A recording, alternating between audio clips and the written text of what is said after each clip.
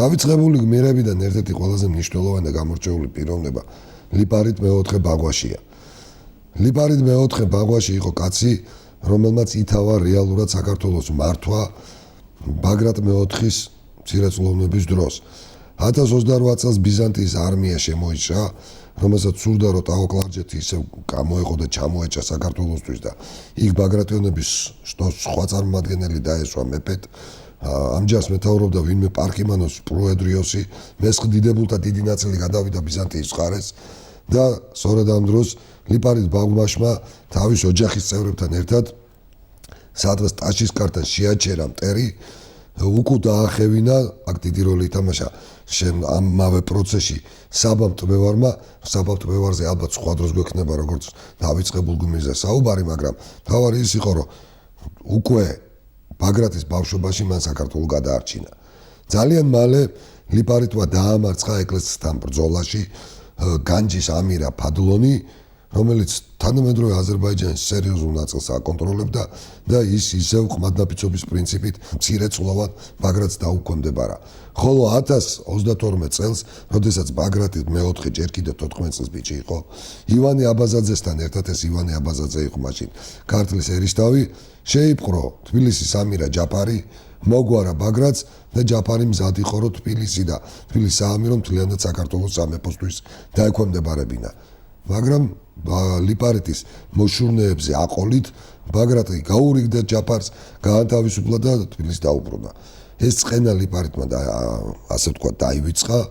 5 წლის შემდეგ შეუამხანაგდა და უმეგობდა კახეთ-ჰერეთის მაშინელ მეფეს კვირიკეს ალავერდის ამშენებელი კვირიკია და მასზე ალბათ ცალკე არ ეკიდებს სასაუბრო და კვირიკეს ჯარით თავისი მხედრობითა და ბაგრატის დაქვემდებარებაში მყოფი მხედრობით ალყა დაარტყეს თბილისსა ერთხელ და სამუდამოდ თბილისი საქართველოსთვის დაეუბრუნებინათ. ეს იყო 1027 წელი, 2 წელი გაგრძელდა ალყა. თრიალეთის მხრიდან თბილის 15000 კაცით, ასე ვთქვათ, უტევდა ლიპარიტი, ყველაფერი უკვე იქამდე იყო მისული, რომ თბილისის ამირა გაქცევას აპირებდა. თავისი ხარამხანა გაუშვა ქალაქიდან, ქონება გააპარა და თვითონაც უკვე გარბოდა. როდესაც რამდენიმე რამე დაემთხვა ერთმანეთს. სულეთ შემთხვევით ღალატით მოკლეს კვირიკე, კახეთის მმართველი, რომლის ჯარიც, ასე ვთქვათ, კვირის მარცხენა ნახევრიდან ნაწილიდან აპირებდა, ასე ვთქვათ, კეტავდა თბილისს და აპირებდა თბილისის შემოსვლას.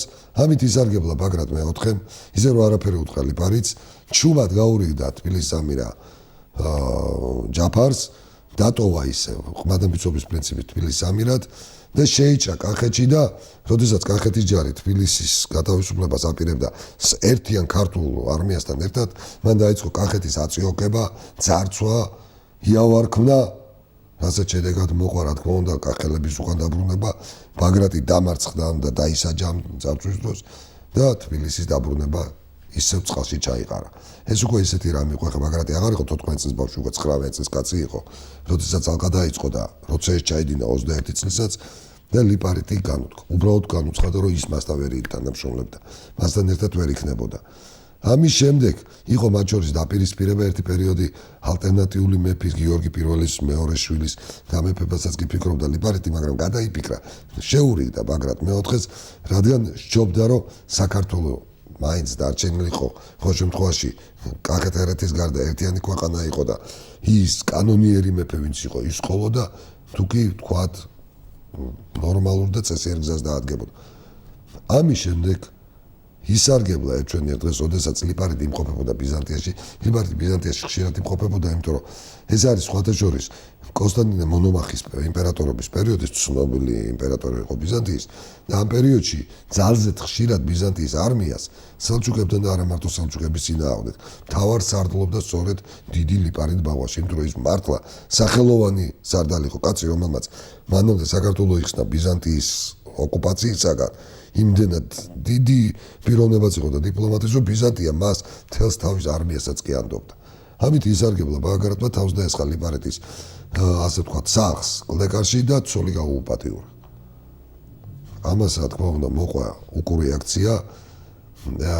ეს არის დაახლოებით 1045-47 წლები არა და საქართველოსთვის მართლა კაი სიტუაცია შეიქმნა, იმიტომ რომ თბილისელებმა თავისით გადააყენეს უკვე ამირადა, მაგრაც გადმოსცეს ანიში სამეფო დინასტიამ შეწყვიტა არსებობა და ანისელებმაც მაგრად გადმოსცეს ქვეყანა, მაგრამ ხალ ლიპარიტს ცოლი გაუპატიურა მაგრატმა და ვერ შეარჩენდა და დაუპირისპირდა. დაუპირისპირდა, რა თქმა უნდა, მაგრატმა მოიხმო ბიზანტიიდან სამხედრო ძალები და პირველ რიგში ვიკინგები, ეგრეთ წოდებული ვარანგნი. ვიკინგები 300-იან კაციან, სერიოზული რაზმი და წავიდა ბრძოლები სასირეთის ჭალაში სასტიკად დაამარცხა ლიპარიტმა ვიკინგების ჯარის სათავეში მდგომი ბაგრატი ქუდმოხტილია ახლა, რა თქმა უნდა, ამაზე არაფერი არ უპასუხია.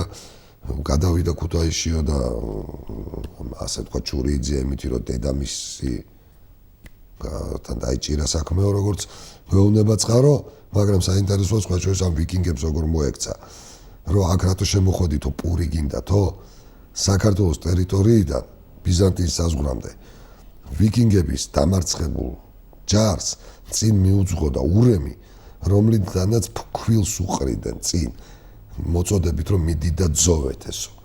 და აი ესე თავლაფს დასხმულები გაუშვეს იმ პერიოდის ევროპაში სახელგანთქმული ვიკინგები საქართველოსთან ლიპარიტმა. ამის შემდეგ ლიპარიტ ვაღვაში მიეშურება ისე ბიზანტიაში, იმიტომ დაიწყო თურქ-სელჩუკთა ბელადის თოღრულ-ბეგის დიდი ექსპანსია დასავლეთისკენ. ის სარდლობდა არმიას და რამდენჯერმე დაამარცხა კიდევაც სელჩუკები, მაგრამ ერთ-ერთ ბრძოლის წინ მას მოუკლეს თიშვილი, რამაც მასზე იმოქმედა, ძალიან ღრმა შეეჭამ მტრის განლაგებაში, იქ მოღალატე უპირებდა შუბის ასე ვთქვათ ზურგში ჩაცემას აიცილა, მაგრამ ცხენი დაეღუპა, მიხვდა რომ უკვე მტრის გარემოცვიდა ვერ გამოვიდოდა და ფარზე დაждაო, როგორც ძველი სპარტელები აკეთებდნენ ხოლმე. და დაიწყო ღრიალი რომ ლიპარიტი ვარ ბაღვაშიო, ბრძოლა შეწყდა, სელჩუკებმაც იწოდა რომ იყო ვინმე დიდი ლიპარიტ ბაღვაში, აახლეს თოღრულ-ბეგს. ესო კონსტანტინე მონომახმა გაიგო, ბიზანტიის ხაზინა გამოუგზავნა სელჩუკთა სულთანს ლიპარიტის გამოსახსნელად. გადის რაღაცა დრო, იხსნება კონსტანტინოპოლში სამეფო კარი და შემოდის ლიპარიტ ბაღვაში იმ საგანძურთან ერთად და წერილი თოღრულ-ბეგისას, სადაც წერია, რომ მე ამ კაცმა დამარწმუნა რომ ომს ჯობ ზავი, რომ აბრეშუმის გზამ განაახლოს ფუნქციონირება, ეს უკეთესი იქნება, ამიტომ მე ყველანაირ ომებს ვწყვეტ და ჩემს ელჩად ჩემი მტერი ლიპარიტ ბაღვაში მიმაჩნიაო და ნიშნად კეთილგანწყობისა მთელს მის გამოსასყიდად გამოგზავნილ საგანძურს უკან უბრუნებ იმპერიასო. თქვა თავად განსაჯეს ესე რაო დონის მოღვაწე იყო როგორც დიპლომატი, რომ აბსოლუტურად უფასოდ მტერი, რომელსაც თქვა ხმლით ვერ გასწუდა, დიალოგით, ენით გადმოიყვანა იმ აზრზე, რომ სხვათა შორის თოღრულ-ბეგის სიკვდილამდე 60-იან წლებამდე აღარ არსოდეს ბიზანტიისკენ და კავკასიისკენ სელჩუკებს აღარ შემოუტევიან. და ამ დროს ახდება საქართველოში ისევ აუციოკებია ლიპარიტ ბაღვაშის ოჯახი ბაგრატ მეოთხეს.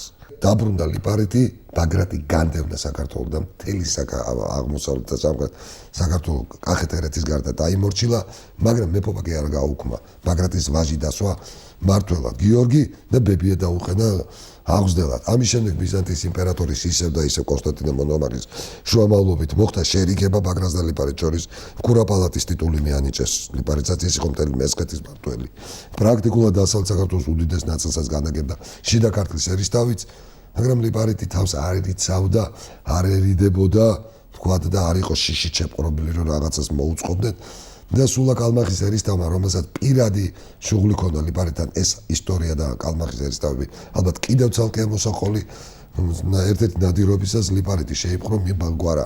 ბაგრატს უпроსორად გაუცვალა ციხის ჯვრის ციხეში, ლიპარიტმა ითხოვა, რომ გაეშვათ ბიზანტიაში ბერად და გადის წლები.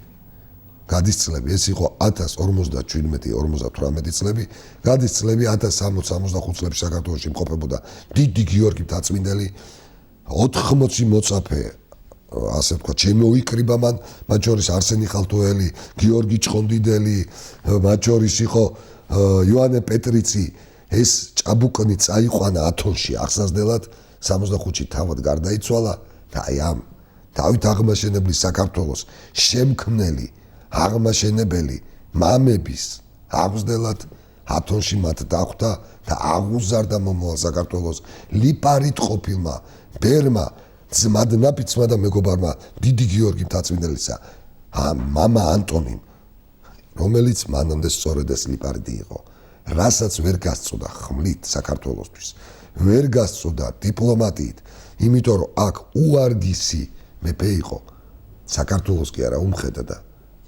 სულიერებით ლოცვით ეკლესიით და ათონით მაინც მისცა საქართველოს იმიტომ რომ ერთ-ერთი უდიდესი მამა ვინც აი დავით აღმაშენებლის დასი აღუზარდა საქართველოს სწორედ ლიპარიტ ბაღვაში იყო